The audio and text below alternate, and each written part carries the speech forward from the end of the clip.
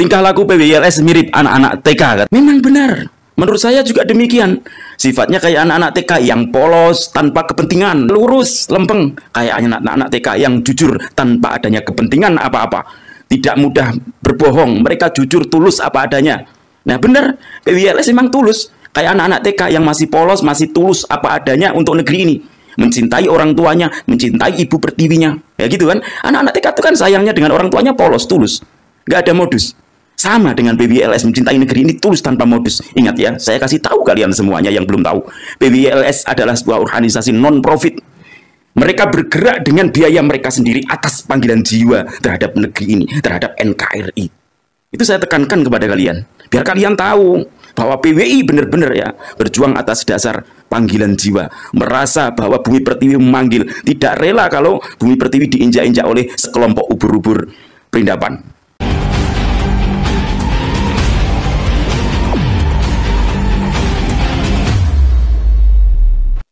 Ubur-ubur perindapan ya, di setiap ngomongnya itu seakan-akan kayak jagoan. Ubur-ubur perindapan, kalian belum tahu kan ya bagaimana ubur-ubur perindapan. Dulu pernah ngomong mau memberikan yang namanya shock terapi yang setinggi-tingginya, tegangannya tinggi dan lain sebagainya kan, tapi apakah terwujud? Tidak sampai sekarang. Ya begitulah ubur-ubur perindapan. Terus kemudian ketemu sama si Kori, kasih ini kasih itu si Kori ya. Kemudian juga ngomong kayak gitu, akan merungkatkan tesisnya Imaduddin katanya. Tapi nyatanya sampai sekarang nggak bisa mereka. Mereka nggak akan bisa karena memang tidak akan bisa sampai kapanpun, sampai kiamat kurang 2 hari ya. Mereka nggak akan bisa menunjukkan bukti-bukti bahwa mereka adalah keturunan Rasulullah. Nggak bakal bisa. Oke, kita simak apa yang dikatakan oleh ubur-ubur perindapan. Seperti baru-baru ini terjadi di Pasuruan, tingkah laku PWILS ini mirip anak-anak TK. Nah, tingkah laku PWILS mirip anak-anak TK katanya. Memang benar. Menurut saya juga demikian. Sifatnya kayak anak-anak TK yang polos tanpa kepentingan ya.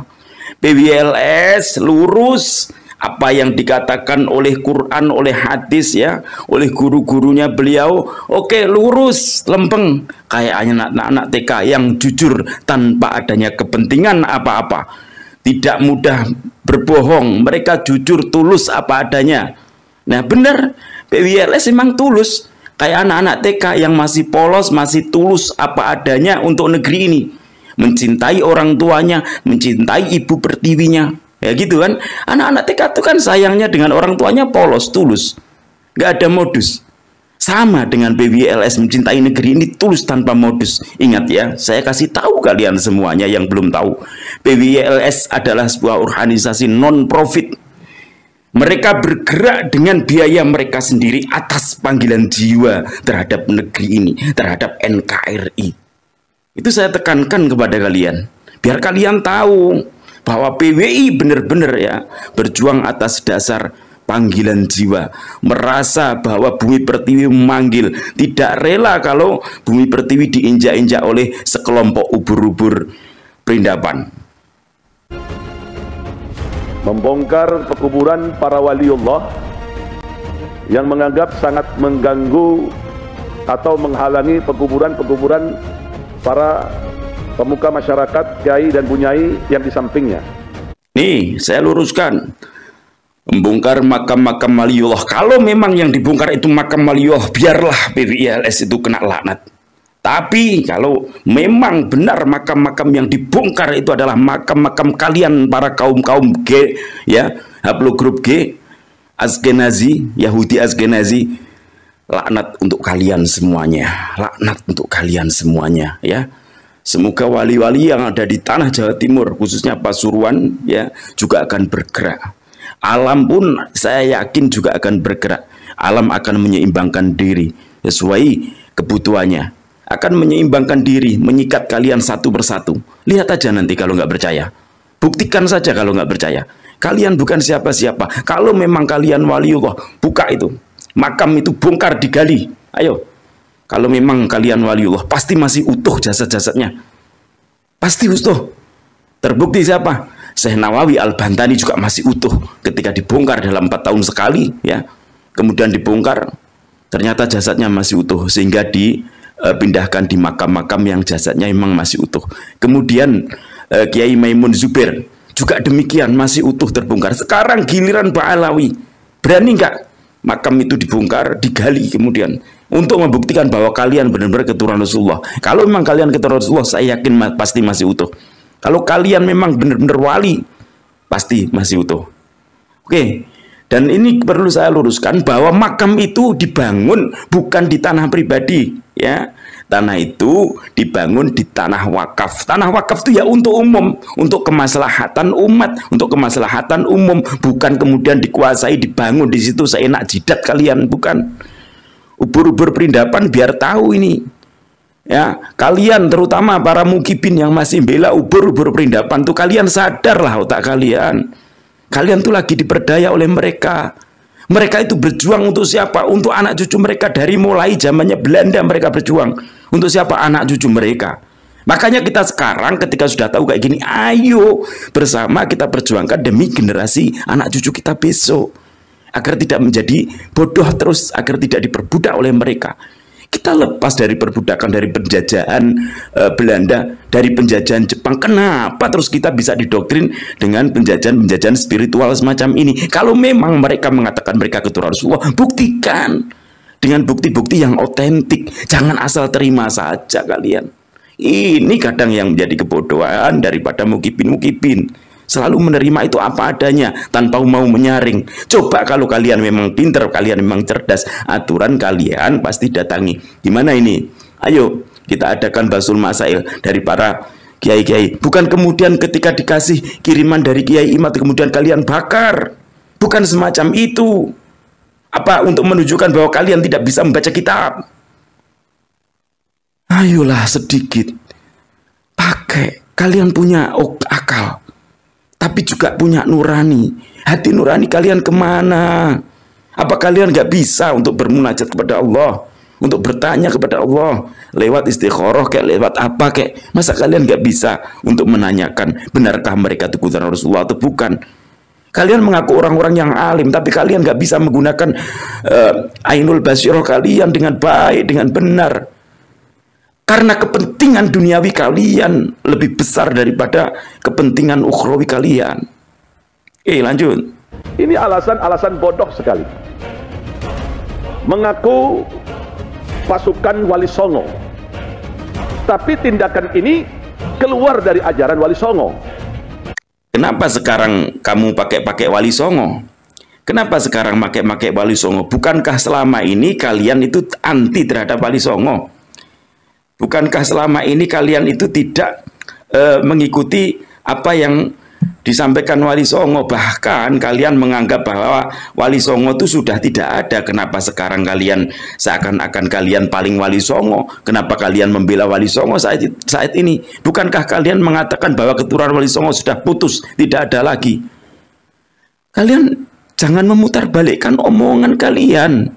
Ubur-ubur perindapan memang semacam ini, namanya juga ubur-ubur. Jangankan mereka itu kok mengaku sebagai keturunan Rasulullah. Andai kata di negeri ini ya, ketika ada orang mengaku nabi itu tidak dijaili, maka mereka pun akan mengaku nabi. Saya yakin itu. Mereka nggak ada takut-takutnya. Justru saya pribadi, ya secara pribadi justru saya ini kadang menyangka mereka muslim mereka. Menurut saya tidak. Dalam angan-angan saya tidak, mereka bukan muslim kalau menurut saya pribadi. Karena apa? Karena mereka tidak takut dengan Allah, tidak takut. Kalau mereka benar-benar takut kepada Allah, mereka benar-benar seorang muslim sejati. Ketika diragukan nasabnya semacam ini, kemudian tes DNA dong seharusnya. Benarkah mereka nasabnya nyambung ke Rasulullah apa tidak? Kalau tidak ya katakan tidak. Kemudian melepas diri sebagai keturunan Rasulullah. Kan enak tuh. Ngapain juga dipertahankan terus kalau tidak ada kepentingan yang lain. Itu loh ya. Oke, ayo kita lanjut. Wali Songo tidak pernah memusuhi para habaib. Wali Songo tidak pernah memusuhi orang yang alim-alim. Saya kasih tahu, Wali Songo tidak pernah memusuhi para habaib karena memang pada waktu itu tidak ada Habib di sini. Zaman Wali Songo itu belum ada Habib di sini. Kalian mau memframing ini semuanya, mau membodoh-bodohi. Hah? Zaman Wali Songo, Habib-Habib itu nggak ada. Habib-Habib itu masuk di abad 18-an. Ya, mereka adalah orang-orang Yahudi yang dipakai pakaian semacam itu. Gitu loh ya.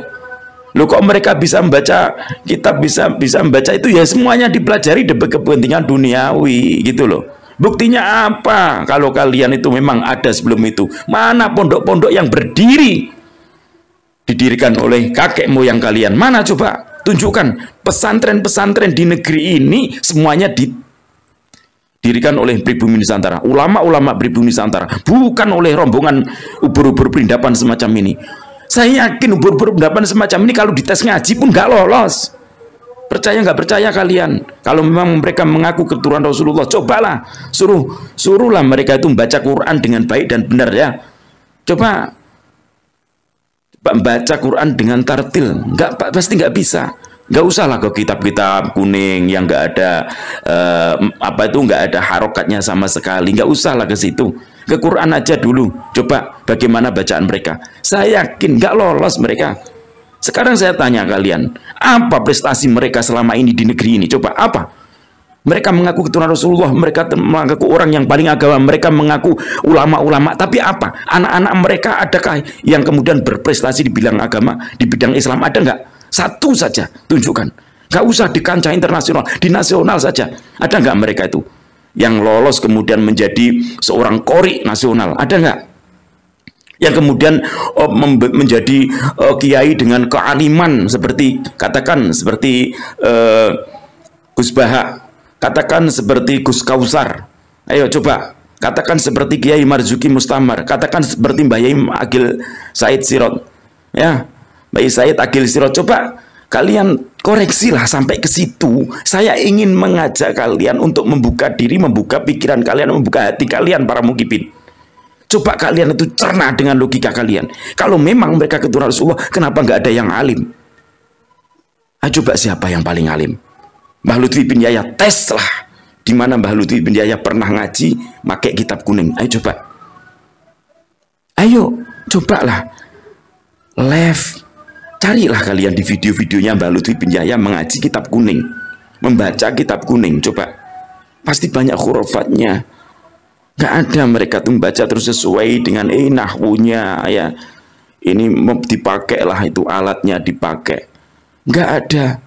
Belum pernah saya menemukan semacam itu, belum pernah. Mereka hanya pandai di panggung-panggung saja. Mereka hanya pandai berorasi ya. Pernah nggak ngimami taraweh, melihat Mbah Lutfi bin Yahya kemudian ngimami taraweh? Pernah nggak? Saya tanya kalian. Imami Idul Fitri coba di mana? Di masjid-masjid besar di Istiqlal gitu, pernah nggak? Saya tanya kalian, ayo gunakan nalar berpikir kita. Ini ubur-ubur perindapan ini emang kurang ajar banget ini orangnya ya. Dan ini emang perlu sekali-kali ini nanti sekali-kali dia akan termakan oleh omongannya sendiri. Oke ya teman-teman, semoga video ini, sekelumit video ini ya menunjukkan bahwa mereka adalah orang-orang yang sebenarnya bukan dan tidak pantas disebut sebagai ulama. Mereka orang-orang yang bukan bisa menyejukkan, tidak bisa menyejukkan umat. Mereka adalah orang-orang yang jenis-jenis provokator mereka itu. Ya, oke, semoga video ini bermanfaat. Wallahul muwaffiq ila aqwamit thoriq. Assalamualaikum warahmatullahi wabarakatuh. Tetap kita jaga persatuan dan persatuan negeri ini.